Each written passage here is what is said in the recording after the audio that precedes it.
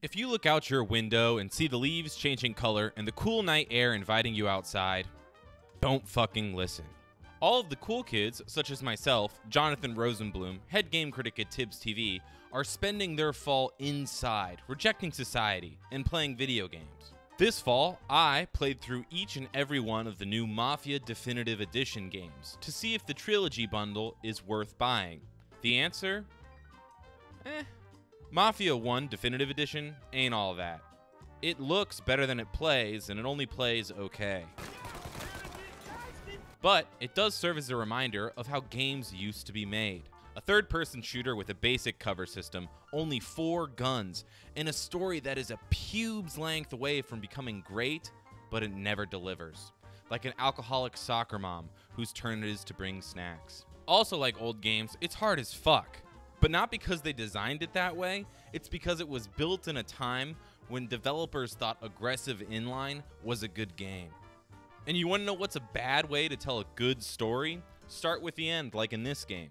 The voice actors are okay, and they do what they can with these characters, but there's not that much character to these characters. And then there's the racing mission in this game. Maron. I'm not saying I'm better than you because I beat it. Wait, yeah, I am.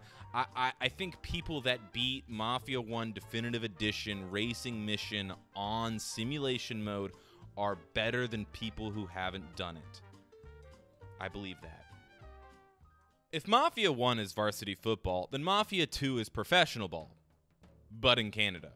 The story isn't about becoming a Don. It's about surviving as a low-level piece of shit. No matter what Vito does, he always gets the shit kicked out of him. But don't get me wrong, he deserves it, because he is a total piece of shit. But the level of grime and shit in this game actually gives the series a sense of style. The collectibles are Playboys, which is fucking terrific, and you have to change your license plate if your car becomes wanted. Also, the guys in the Mafia drink and whore like normal guys in the Mafia, instead of just sit around a bar in Little Italy talking like they haven't taken a shit in upwards of 3 days. Oh yeah. Christ, that was some night. And you get to kill that miserable rat fuck from Mafia 1. And like I said earlier, the story is about being a bad guy and seeing bad things happen because you are a bad guy. It's surprisingly realistic. And personally, to play as someone who is morally, ethically, and legally as bad a person as myself fills me with hope for all the little pieces of shit on this earth. Mafia 3 is actually pretty damn good. The characters and story are cliche, but that's fine, because you're not going to be playing this game for the story. You are going to be playing Mafia 3 because of the bitchin' music, the amazing driving, and the rush you feel whenever you run up to stab someone in the neck with your Bowie knife. I didn't even know what hit him. They mean it as some sort of anti-war message, but they should probably make it less fun, because I had a blast scoring people like a wild boar.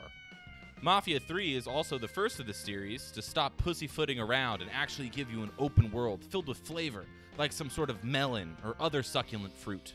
It's really cool to be driving around listening to music and then be interrupted by a news flash of a war crime happening in Vietnam and then going to commit your own war crimes here at home. And the witness system for crimes is fantastic. Laying the smackdown on some old bitch for snitching will never get old. But the most glaring problem with Mafia 3 is that it doesn't talk about this thing of ours at all. In fact, one of the few ties this game actually has to past games is the recurrence of that piece of shit Vito, who you can kill in this game if you want. All in all, Mafia 3 is a great game to play through. The main story takes around 22 hours. The DLCs take around 2 to 3 hours apiece, and there's 3 of them. Plus, if you buy it in the trilogy package, you get the first 2 games, which are okay, and then the third one, which is pretty great, all for the price of around half of what it costs to buy Left 4 Dead 2 again. With the game standard here at Tibbs TV, I'm Jonathan Rosenblum.